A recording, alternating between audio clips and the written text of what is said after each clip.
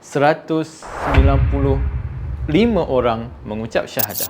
Tahun lalu, dengan berkat sumbangan dan sokongan daripada anda semua, Allah Subhanahu Wa Taala telah menganugerahkan 195 orang mengucap syahadah. Asyhadu an la ilaha illallah. Kita juga telah bersama-sama melatih ratusan pendakwah yang profesional di dalam dan luar negara.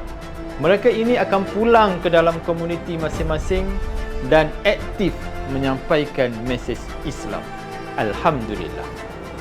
Marilah kita terus berkongsi saham akhirat kita untuk pelbagai lagi kerja dakwah di IDT seperti ini dan ini.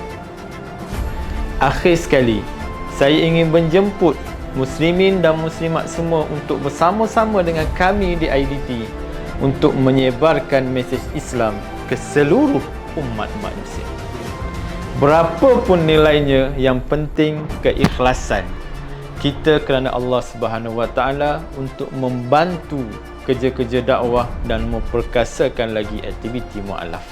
Caranya mudah saja, hanya klik pada link yang kami sediakan.